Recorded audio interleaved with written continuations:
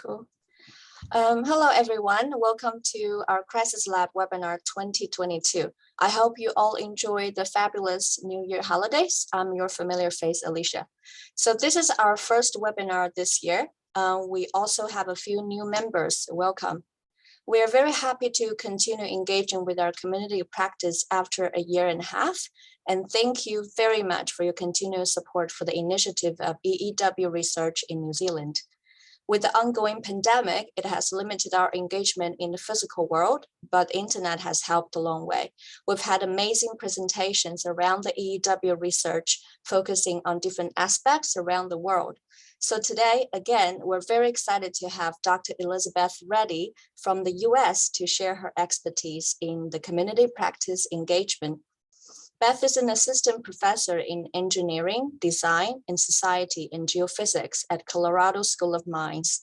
Her areas of expertise include environmental anthropology, hazards, risks, and disasters, science and technology studies, and engineering education. Her title today is quite interesting, as you can see on the screen. The main thing is to keep the main thing, Earthquake Early Warning Development in a Diverse Community Practice. So before Beth starts, most of you probably already know what to do. And please jot down your basic information in the chat box, and everyone can feel free to connect with whoever you want and share your questions in the chat box during the session, or simply just raise your hand and ask Beth in the Q&A session. And without further ado, Dr. Elizabeth Reddy, the floor is yours. I'll now stop sharing. All right. Hi. Thank you so much. I'm so honored to be here today. Welcome back, everyone, from your holidays. I hope that this will prompt some good conversation. So my name is Beth Reddy. I'm going to talk today about some work I've been doing with some, there we go, screen shenanigans, with some wonderful students here at Colorado School of Mines, including Nick Yavorsky, Juliana Valenzuela, Nina Gazzetti, and Cecilia Schroeder. So I'm talking to you from the traditional land of the Cheyenne Arapaho Nations, which was also a site of trade, hunting, gathering, and healing for many other nations, including the Lakota, Ute, Kiowa, Comanche, Apache, Shoshone, and others. And today I will be talking about work that's kind of ongoing on the US West Coast. As I'll describe today, I, as an anthropologist of engineering and science, I'm really interested in the meaning making and practice in expert communities.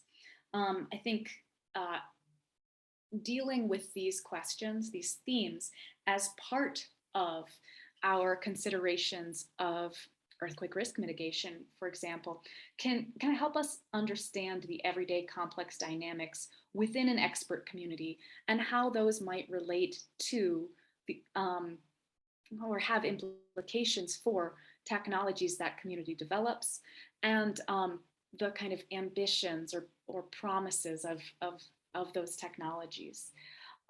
So this is going to be a kind of weird hybrid talk for me as an anthropologist. I'm going to be talking maybe a lot about methods and presenting to you some preliminary findings. I hope that you will jump in and ask questions or raise hands or contribute as you like at any time. Perhaps I won't see, and I can ask the wonderful moderators to note that as necessary, to jump in and say, like, hey, people have some questions or some comments or some, some fights to pick, and I'll absolutely welcome that. Again, this work is in progress. It's been funded by the US Geological Survey, the USGS, and it's partially about the USGS, so that's kind of a fun position to be in. So the main thing is to keep the main thing the main thing. As I'm sure you are aware, Shake Alert is an earthquake early warning system on the US West Coast. It started as the brainchild of seismologists, but it's kind of grown tremendously. It draws scientists, technicians, emergency managers together and into different relationships with universities, state governments, private companies, federal agencies to bring earthquake early warning to different kinds of users in usually seconds, some set of seconds before earthquakes might affect them. And of course, this is all going to vary depending on what earthquakes are happening, where they're happening, and what kinds of user communities we're talking about here. So I'm going to talk about Shake Alert, specifically the diverse community of practice that's active in its development. I'm going to focus on a few key elements that people have been showing and telling me about, and I'm going to make some connections between the people who are the things that people are talking to me about and the things that I'm seeing and the development of this tech. So I'm going to start with this kind of beautiful quote from a USGS scientist involved in Shake Alert. He described the work of Shake Alert development as kind of complicated, but doable. He said, you know, we're kind of reflecting on the whole process. The main thing is just to keep the main thing, right? So I don't know if he came up with this originally or not. It's kind of pithy, kind of get what he's saying. He was talking about keeping core objectives, right? And adhering to core objectives. If we adhere to core objectives, right, we can move forward. You can kind of get the sense of what he means. What he was talking about when he told me this was focusing on helping people. The main thing for Shake Alert is to develop an earthquake early warning system that can, that can warn people early to, prevent loss of injury, to prevent loss of goods, to prevent harm coming to people or property, and that's the main thing. And he said, in our work, like we might have diverse communities, a diverse community coming from all different positions, but the thing was to keep that in mind, to keep that central. Well, that's what he said, right? But I think that this is fascinating because, as I'm going to show you, Shake Alert and actually potentially other earthquake early warning systems and complex risk mitigation technologies, this is not simple. Like this is cute and easy to say, like the main thing is to keep the main thing. Right, cute, great. Not easy at all, especially in the context of this like novel, collaborative, public-facing but scientific system. That the function of that community of practice, the way it all knits together, actually make this statement much more complicated than it may seem, in ways that I think like really bear attending to, because they can be really easy to overlook and then become super troublesome. So that's what I'm going to talk about today. That's kind of my introduction. I'm going to tell you a little bit more about my methods. I'm going to talk a bit more about this main thing and how people respond, how people are relating to it, and then the processes of making that main thing the main thing. And then I'm going to close out and have final thoughts. That's the plan. But I promised you methods. So I wanted to kind of start out by talking a little bit about what I mean by when I say I do qualitative research in a professional community of practice. This is a USGS diagram of what I mean. So I think I suspect you use the term community of practice too. I use it. I see it used all over in my various communities of various practices, right?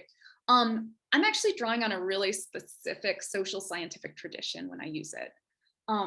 I like Jean Lave and her definition from the 90s. Lave and Wenger wrote a lovely piece in 1991 about communities of practice, really highlighting them as a way to talk about groups that share a single craft or profession. They're like interested in something together, but they might have very, very different ways of being interested in it and participating.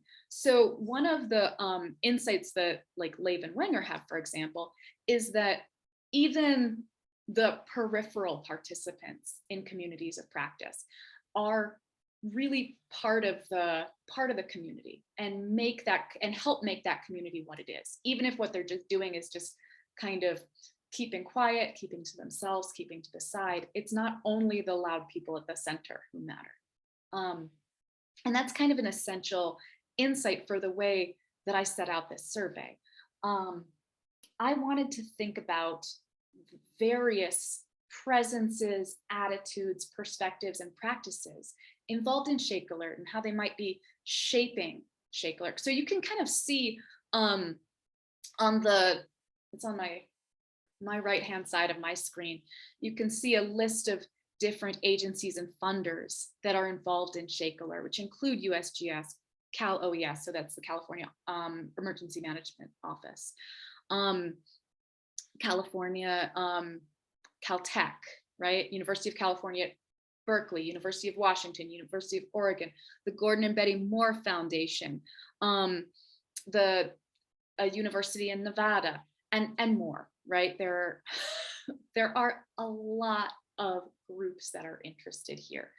But I set out to do some research on Shake Alert because I was interested in all the people who are involved in sensor networks, field telemetry, the processing center, alert distributions, user actions, like kind of pulling it together. I also was informed by some basic concepts in science and technology studies, which is the field I'm trained in, right? I'm an anthropologist. I ask questions related to science and technology studies. And we have this set of concepts that is often kind of associated with Susan Lee Starr and Jim Griesemer, but has traveled a lot since then, where like we don't necessarily like to privilege one version of events at the center. If we're thinking about telling the story about what is going on, then we want to acknowledge that different participants in this community of practice, for example, might have very different versions of what's happening with a given system, with a given project that might actually be very true for them.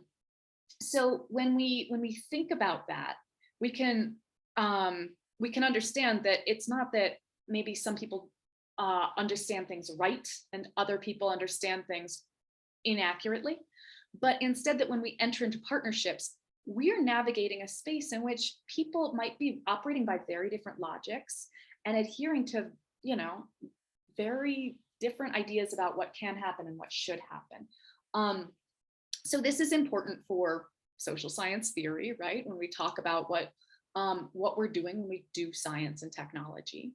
But it also, and kind of the meanings that are mobilized there, but it also matters for like doing partnership and collaboration, right? Because it helps remind us and helps us kind of chart the territory around us, right? So that we don't kind of expect our collaborators to share all of our ideas and identities and all of our habits and all of our logics, which is very easy to do because we're human beings and we do kind of tend to think that other human beings are like us, even when they're very much not. So these two perspectives are kind of what I brought to thinking about Shake Alert, which is, right, again, this massively complicated infrastructure that's being built on top of existing seismic networks, including ANSS, the Pacific Northwest Seismic Network, the California Integrated Seismic Network with the Southern California Seismic Network and Northern California Seismic Network. They're bringing technical users, so companies that might develop tools to use earthquake early warning data to bring onto different, perhaps like different specialized users that might either be publics or sort of automatic systems. And this has risen up over some time. So Shake Alert itself dates to 2007, but the regional kind of Pacific Northwest and California effort began in 2011 when University of Washington joined with University of California, Berkeley and Caltech as primary centers, with seed funding from Gordon and Betty Moore Foundation. New algorithms have been kind of created as new kinds of seismic data have been prioritized and processed. And so, and these have been developed with ETH, SCEC, just a pile of collaborators. So there are hundreds of people involved in this, all over the US and beyond, right? In Switzerland and Zurich as well. So that's what we're working with. And I had a brilliant plan. I was going to take some funding and I was going to spend time doing participant observation interviewing in the major sites designated for managing earthquake early warning in the US. So I was going to spend some time in Southern California at USGS and at Caltech. I was going to spend some time in Northern California at Menlo Park and at Berkeley. I was going to spend some time up in Washington at University of Washington and in the emergency management centers. I was going to go to U of Oregon. I was going to go during the summer so I could visit my niece and nephews. It was going to be amazing. I was going to duck into various offices and set up and spend time there. And I started building that out. My plan was, although I would never be able to contact everyone involved in this community of practice, to try to set myself up at nodes, right? And then to try to talk to as many people as possible and sort of do what we call chain recruiting.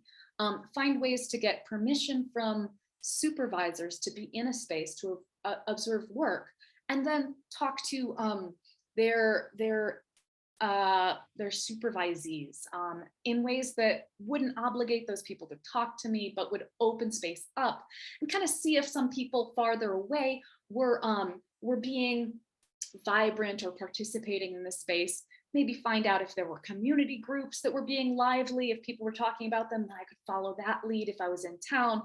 If like it seemed that the team in Zurich was really seemed to be really popping off, everybody was talking to them, I was gonna go out there or set up online things.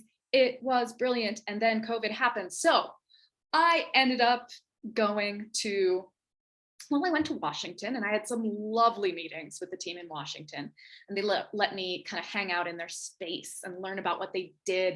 And I got to talk to emergency managers, and that was the end of February, beginning of March 2020. It was a time, right? So I had to revise my methodology significantly afterwards. And so instead of doing a bunch of participant observation in situ and also doing interviews, I've been doing kind of virtual participant observation between 2019 and today, where I show up to meetings and seminars, and where I talk to people and have like casual conversations. I also do interviews, but broadly, my interviews have really focused on people who have been vocal and really interested in reaching out to me, which means that I'm going to share with you some findings from these interviews, but it means that the interviews are a little, it's a smaller N, right?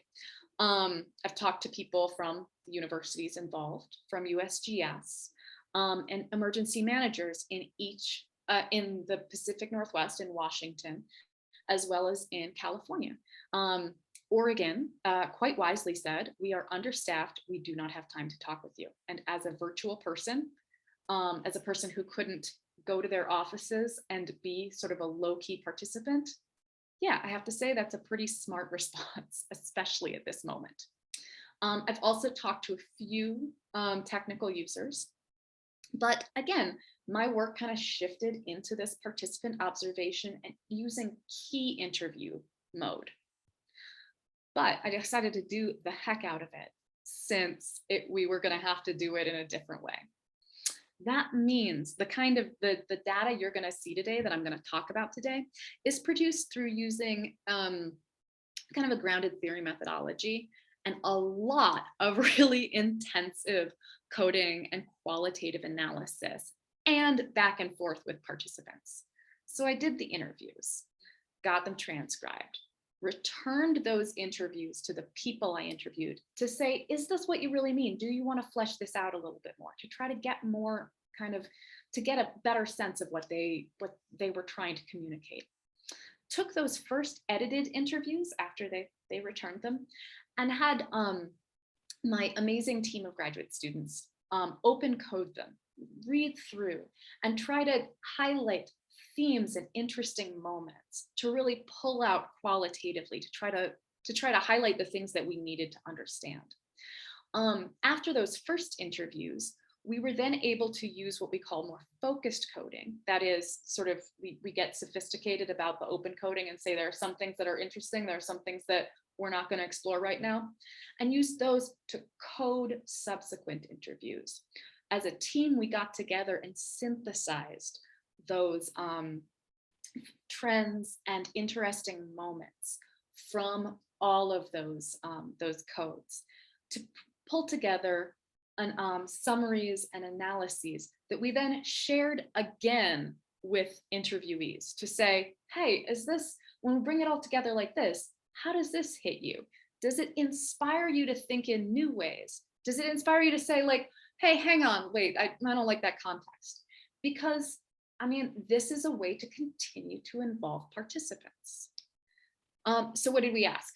You might ask. Well, the main questions in those interviews are basically threefold. What can you tell me about Shake Alert and what you do with it? What is operating Shake Alert on a day-to-day basis like? And what can you tell me about social practices or technical tools that either help or present challenges? Right? These are some pretty simple themes, but they're about stitching together and asking questions about how people connect concepts with like ordinary action. And we made sure, as we were doing these syntheses and as we were talking about this in my research team, to set aside space to code and synthesize our codes. So we were focusing on both the community of practice, like who's there, what's it like, and the nature of collaboration practices and tools. So more like, how do they do it? What do they have to say? To really make sure that we were hitting those two topics. And we came out with we have a bunch of findings that I'm going to expand more in a paper we're putting together now. So we noted how this community of practice thought that stakeholders might have different specific needs. They identified their own different needs and capabilities within their regions. They talked about good things and bad things within inter-organization partnerships. They talked about building trust. They talked about the system's growth and evolution. They talked about real practical challenges with organization and communication. They talked about the need for new hires with new skills, and they talked about leadership values. I'm gonna focus on the main thing here today. So, what is this main thing, you may ask? Whew. Let me find out. Oh, I should note, my notes say to remind you that since I do qualitative work, I'm not seeking to make this representative, right? I know that that's a thing we can kind of misunderstand or understand. Like different kinds of social science does different things, right? This study is not going to represent everybody in the community of practice, or even equally everybody I spoke to. It's going to focus on specific issues, specific concepts that strike me as a person who's been doing participant observation as really, really relevant. And it's going to help, it's going to delve into and focus attention on the insights of participants about those concepts. So we're doing, as a qualitative researcher here, I'm doing research on the concepts and kind of how they fit into broader things. And I'm using my kind of trained expertise and participant observation to help focus that attention. So if you're looking for representation, you can go elsewhere. It's really important to do representative studies, but that is not what you're going to get here. Okay. I like to make that clear, especially when I talk to folks. Maybe that is not necessary for this research team, but right. So my broadly though, so I'm not doing representation, right, etc. But I will tell you that people agree, the people I spoke to agree anyway, Shake Alert exists to diminish harm and reduce potential economic loss. This isn't just like a talking point on a website or like, oh yeah, that's the broader impact of my research. Please give me money so that I can do the thing I was planning to do anyway that has nothing to do with that. No, this is something that a lot of people really, really want to discuss. They want to discuss the impact their work can have for people, but they also want to do it in a way that makes sense for them. So as you can see on the on this slide, one scientist at USGS told me, listen, you have scientists who are always asking these what if questions, and the action oriented people in Shake Alert are always saying, just get on with it, we want this to work. They're both right. So while people might share this notion of the main thing being to help folks, even within this highly, I would say highly technical team, right, of scientists, emergency managers, technical users, university folks, what's the word? University folks, government agents. There are people with really different ideas about how to get to that main thing, right? And there's kind of a tension, and it's between people who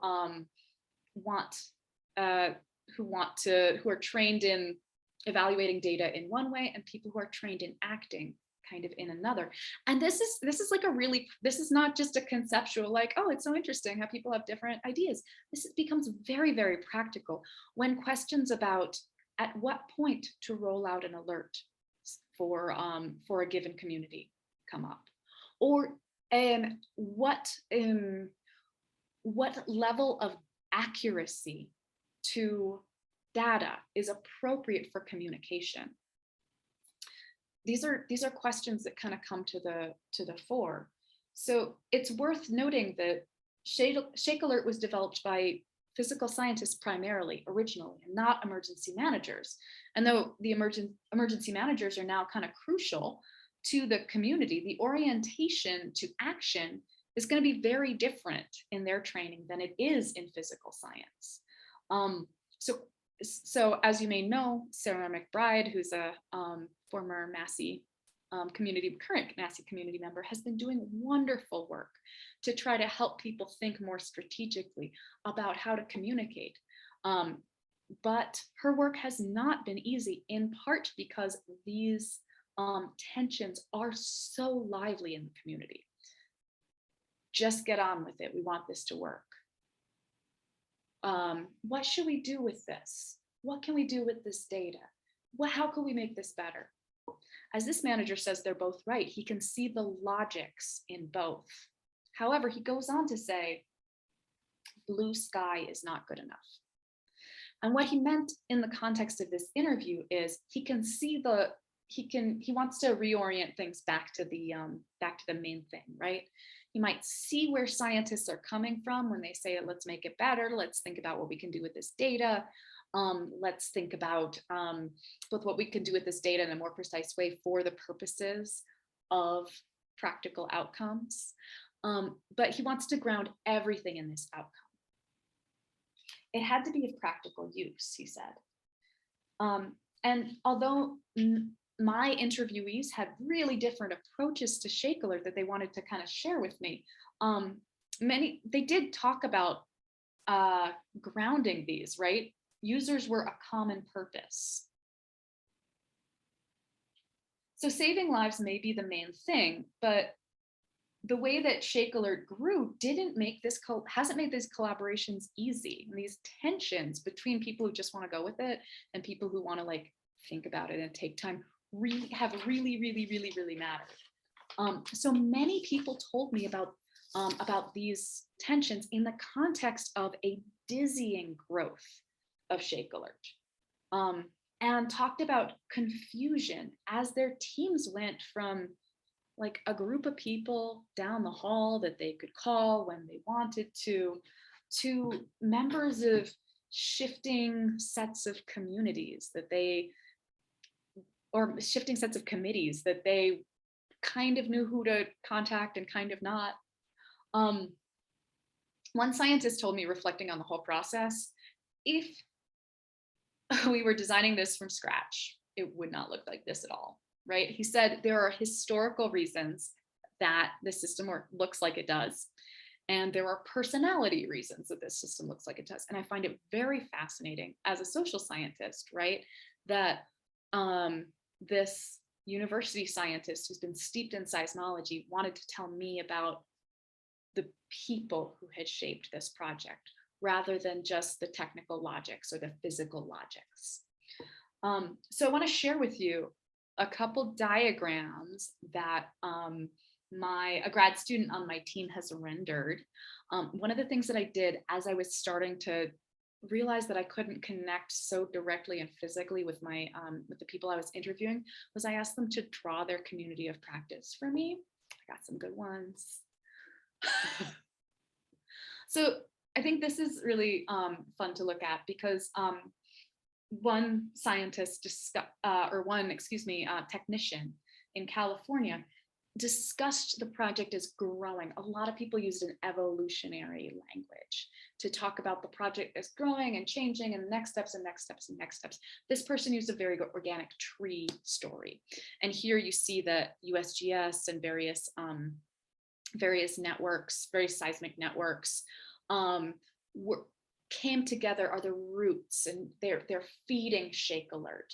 Emergency management is sort of a branch off of here. So you see this this way in which this technical knowledge kind of is feeding into this beautiful living, growing organism, and that emergency management expertise is a branch, and it kind of shoots out. And emergency management is connecting things to classrooms, local concerns, communities, right? Like emergency management is making that connection. Someone else in emergency management described the Shake Alert community of practice as a bowl of spaghetti. And let me tell you, Juliana had a headache trying to figure out how to render this. But this emergency manager was really interested in saying and describing to me how complicated the imbrications of this community was. Wasn't necessarily for her a group of people at a university, a group of people with the federal government, a group of people with local emergency management who were collaborating. Instead, it seemed like everybody was mixed in together. And this really speaks to a theme in our research and in my team's findings, which is that as Shake Alert grew and changed, a lot of people were confused about who to contact for what the chain of command was, where a certain decision was being made, and who was in charge of making the decision, and should they be in charge of making the decision? These themes came up over and over again.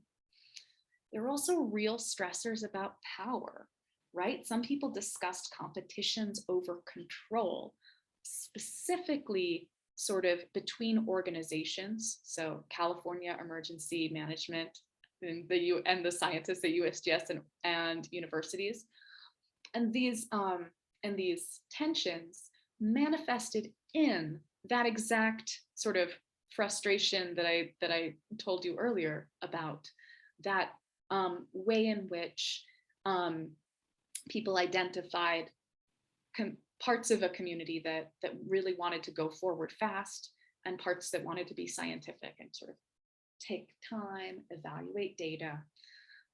These became supercharged when money and power was kind of in play, especially after the California legislature made the California emergency managers nominally in charge of distributing earthquake early warning. A lot of decision making about what to call earthquake early warning and what even to do with earthquake early warning ended up kind of being pulled between different experts with different kinds of commitments and ideas about how things should happen. So I want to note though, can I ask you all if you see, well, I'm not gonna ask you actually, maybe you see as you look at these a trend, which is that community groups, right? The people who users, whether they be technical users or the less technical public, are actually kind of absent from a lot of these drawings. And that's a really important thing that I want to draw your attention to. In my discussions, I learned that many Shake Alert community members saw ordinary user engagement as kind of crucial for the project's success, but, and I'm going to go back a minute. But there's certainly operations, and I should make clear that this image is might be artistically arranged by Juliana, but this language is something that the emergency manager came up with in a conversation with me. There's a component of education outreach. You don't see community groups here. There's classrooms and something broad called local concerns, communities. But you don't see these at the end. They get kind of undefined. Like, who's involved there? Is that the LA school system? Is that like the local organizations for earthquake safety? They're not only at the end of the branch, but they're sort of a little vague. So as one emergency manager, and frankly, quite a few, explained to me quite in a way that really resonated with what I was seeing. Community engagement was something that people knew was important, but these core organizers who were broadly might identify themselves as technical people weren't really ready to do it, to take community engagement on. Instead, and this is this person's language, academics, so she uses Caltech and Berkeley, for example, she says they were working with stakeholders, but they were really much more likely to be the technical stakeholders. So people like app developers, people who might develop something to use Shake Alert data for to then pass on to other automatic systems. So it wasn't that they weren't trying to gather stakeholders in, but there was no real concerted effort. And people kind of repeated this. They understood that engaging with community members and community groups closely might matter a lot, but it just wasn't something that people did as Shake Alert was getting up and rolling. And it has been a little bit of a hard lift for those people who are trying to drive increasing community education, outreach, and just trying to build that sense of trust with various community actors that could be huge advocates for using Shake Alert. So this is really interesting to me, right? As social scientists who study risk communication will tell you, unfortunately, if you want to do this main thing, this designated main thing of really trying to develop something that engages people, the thing that we often find to be very important is to engage people from very early on. And that is not to say that that the Shake Alert team is not doing this. They are learning to, but it's a challenge. So just to offer a couple final thoughts before I ask you all to take over.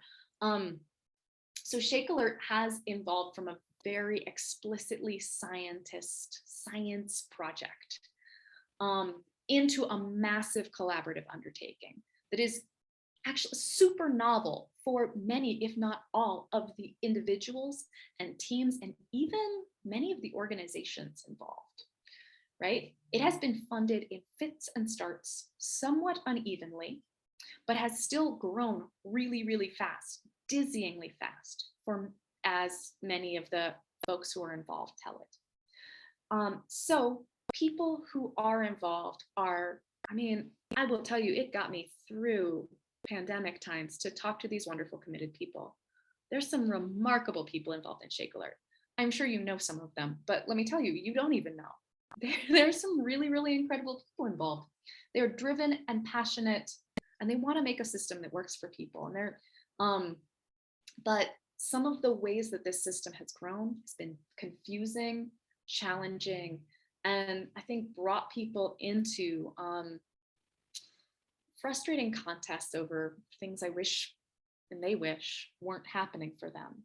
So while they put helping people at the center of their project, somehow Shake Alert is often still defined such that the people that that Shake Alert community members want to help aren't really part of the community. And that bears thinking about. How did this happen? And what can they do to maybe do better for themselves and the amazing people that I'm meeting, and also for their mission. I of course have like a lot more to say about this, and I will in articles. I have a book coming out about another earthquake early warning system next year, so I guess this is what I do. But reflecting on some of these themes, I think, is a crucial step. Those shared goals, making that main thing, isn't enough to fend off disagreement. When people may disagree about appropriate processes to do the main thing, that main thing isn't enough to make confusing moments of growth unconfusing, or stressful interorganizational shenanigans, to disarm them. And so and having a main thing can't make up for the basic predispositions that our disciplines may train into us, our ways of seeing the world. And so if I have any kind of hopes for this work going forward, it is that we take seriously the remarkable work that people, not just at USGS, like this USGS scientist, but people all over are trying to do with Shake Alert, to believe that, to trying to make things work better for public safety, but also take seriously all the stuff that's not their passion, but that might confound them and burn them out and frustrate them and trouble their work. Because I love an ideal, but we can't just run on those or ask others to do so. So thank you for your time. That's what I got for you. Thank you very much. Thank you very much for your fantastic presentation. And diagrams are very interesting and very vivid to have us attention to know there are so many branches that we need to pay attention to in terms of our EU work. So I'd like to give the floor to Dr. Marian Tian, and she is one of the leading role in CRISiSLab in Joint Center for Disaster Research, and she will be facilitating the questions session. So I have a few questions myself, but I'll give the floor to people in the chat box first, because these are the questions that kind of popped up while you were giving your talk. So I'm from Raj. So if you like to do a good job in developing a national level earthquake early warning system, what are the things you should do and not do when it comes to build trust relating to end users, both public and emergency services, and I guess other advanced users and the wider community of practice? With engagements you have made so far, what insights you have from your engagements? And we understand your work is still work in progress. Yeah, Raj, that's such a huge question. And I think, okay, so I'm an anthropologist. So what I'm going to say is it depends, right? We have to be very sensitive to the needs and to what is appropriate to the communities that we're engaged with, right? I think that the incredible sociologist Nadia Campbell recently gave a talk where she outlined a couple, like 3 key ideas for risk communication, and one is, like work and build trust with like community leaders who already exist, bring them in, talk to them, give people clear, clear asks. And this is potentially more applicable for things like what you're asking people to do in the emergency than like the long-term kind of engagement system. But I think that some of these key features that we understand to be part of risk communication also play out. Like, what does it mean to be engaged? Well, unfortunately, it takes a long time, and it means being engaged and being responsive to what people are actually saying. I have a really great quote from one of the people I interviewed here for this project, who would say, listen, it's not about, asking community members what color the app should be and like making it red if they say it should be red, or blue if it should be blue, but like just showing yourself to be somebody sensitive and like hearing what's going on with them can be huge. Okay, so that's like the building trust with end users. But I would argue that getting to the stage where you're even dealing with end users is a long freaking journey. Wait, I was told I could cuss here. It's a long and it breaks breaks people's hearts and brains. So I studied earthquake early warning in Mexico for about 10 years. That's what my book is going to be about. And it's coming out with MIT Press next fall. And what I saw there was really inconsistent funding and really inconsistent partnerships with people who are supposed to be in charge of the tech part, people who are supposed to be in charge of the educational part and the outreach part. When these things were unintegrated, the folks, the civil protection organization who was supposed to be in charge of education and promoting outreach and kind of didn't, publics just started mistrusting the function of the tech system because it's just a network. It can't be perfect. It can't alert for every single earthquake, and it can't alert consistently for every single earthquake. And unless you have that integrated partnership supported, then you're gonna then the ability to build trust with users is going to be greatly reduced for any system.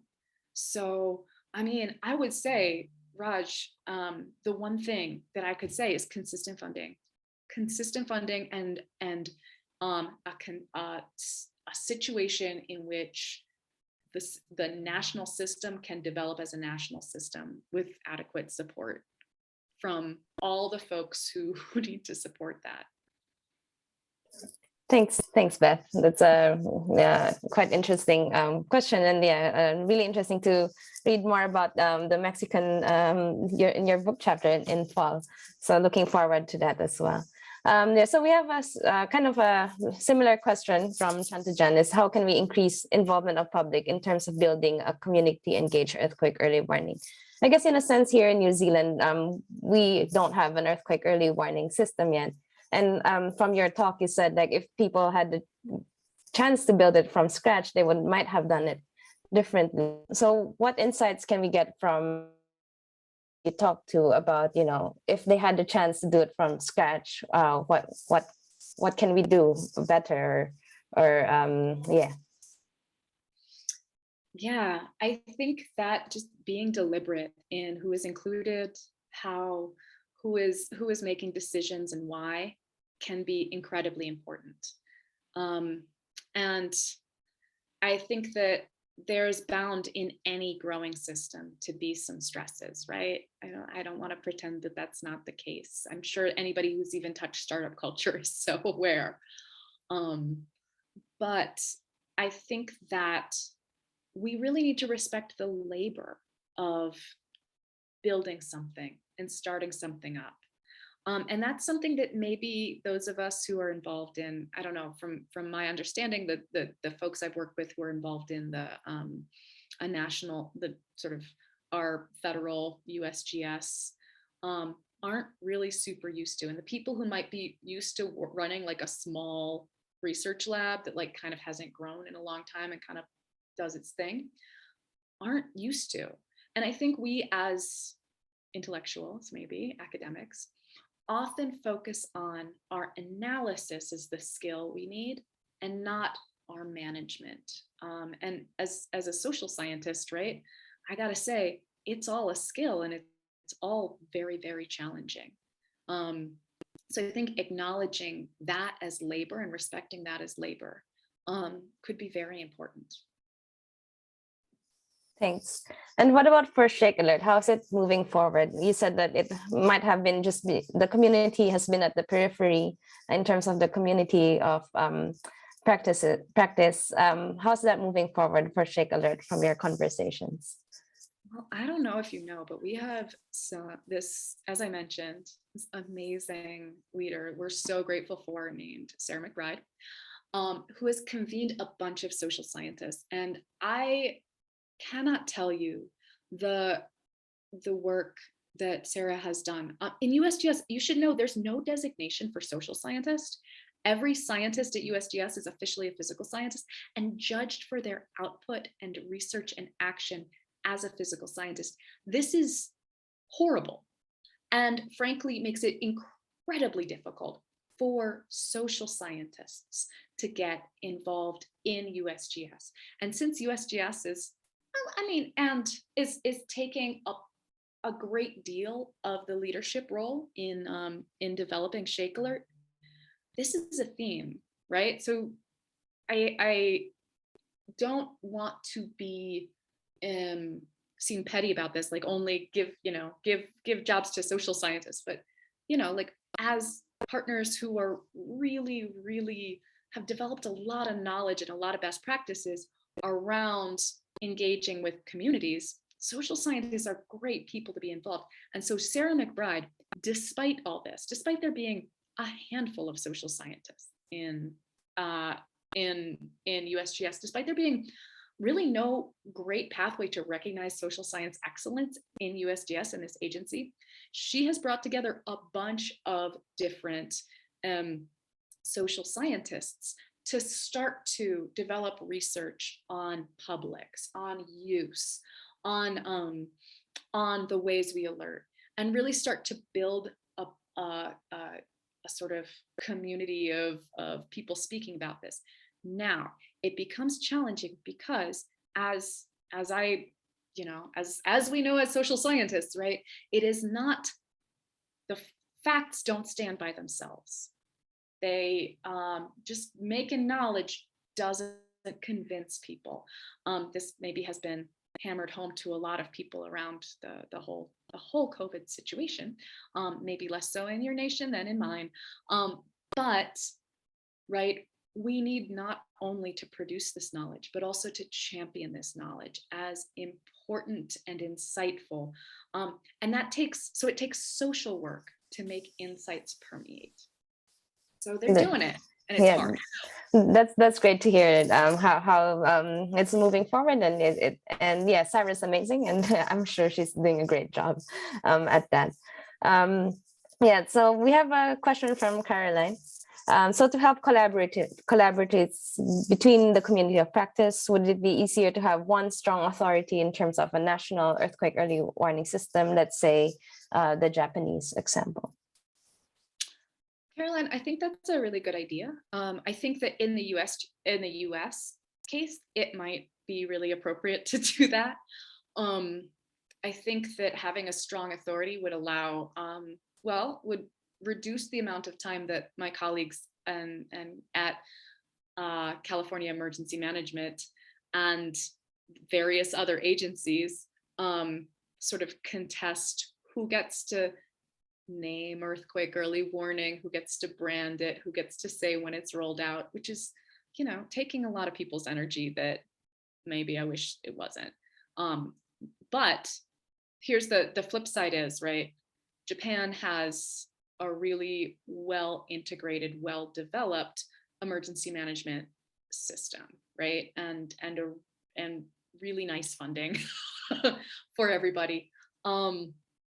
So I don't know. I think it's something to think really hard about. Right? I think that it might be very important to be really intentional about the distribution of authority in that way. I mean, because if we had a really strong center of authority, but that really strong center of authority was like, now we don't need to listen to communities, then I might have another thought about that, right? So I guess, again, it depends. Cool, thanks. I think we're almost at that 1 hour mark, and some people may need to leave, and we thank everyone for their time. Martha said that's really interesting talk, but she needs to go to another meeting. Yeah, so I do have a question, and it's at the back of my head, and I want to ask it before I lose the chance. So you've talked to like really passionate people that are really positive about earthquake early warning, being able to deliver the main thing. But have you ever encountered like people who are a little bit more skeptical about earthquake early warning, yeah. whether, question whether it can actually deliver the main thing? Oh, yes, absolutely. I think they're less core involved in Shake Alert, or perhaps less willing to put their hand up when an anthropologist asks if they want to be interviewed, right? So I've got to keep in mind like the structure of of the nature of this kind of research. But yeah, and I think that one of the funny things about earthquake early warning is that even though we have important data, see a paper coming out in Geophysics / has come out in Geophysics with me as whatever umpteen author, we know that how the injuries in earthquakes can be bad, we know that potentially, right, earthquake, a little warning can either help people orient or help people have time to take action if they decide to take action, if they're able to, if the guidance is appropriate for them. If, and I think there's been some great research coming out of your lab, especially kind of about what people do with a warning or what people are able to do. And I think we need to look really, as we move forward with this tool, we need to look really closely at that, because it cannot be the be all end all and like that fixes everything. I think that there are some skeptics that are right to be skeptic. Maybe they're pushing back against this kind of boosterism that we often bring to the table when we think, oh, we can get this new thing funded, it's really cool. So I think that I'm going to quote the Mexican risk scholar Sergio Puente and say that earthquake early warning is only one moment. It's only one part of a bigger picture. If it is going to be any use at all in any context, it has to be integrated into a lot of other stuff, social and technical, that people are doing. And I think that if we take on board those criticisms that we hear, hopefully we can kind of attend to that responsibly. That answers your question. Cool, thanks. That's an amazing answer. And yeah, thank you so much. And a lot of the attendees are saying thanks as well. You're really amazing. And yeah, definitely, as Julia said, the insights that you shared would be very valuable for us, and how we will think about how it applies to us here in New Zealand. Please do. And again, I am just so excited to be here, and I wish that I could spend this entire hour just hearing about your research and what all of you are doing. Thank you so much for coming, and please be in touch. I'd love to talk more and actually hear about, yeah, what you do. I think I had my email up. I'm ready@mindstudy.edu. It's the best email address I've ever had in my life. I'm also Beth Reddy with an underscore on Twitter. And I know some of your work. I would like to know more of your work. So, and thank you for all the great stuff you do. Yeah, thank you, Beth. We will continue to engage with you for sure. In the next few days, I will share the whole recording of this, and including, if you don't mind, I will include your email, some contact information to everyone, so everyone can connect afterwards. Yeah, thank you all for coming. And we can't wait to see you next time already. And thank you, Beth, very much for your fantastic presentation. That's very valuable. Cool. Thank you, everyone, for coming, and happy 2022.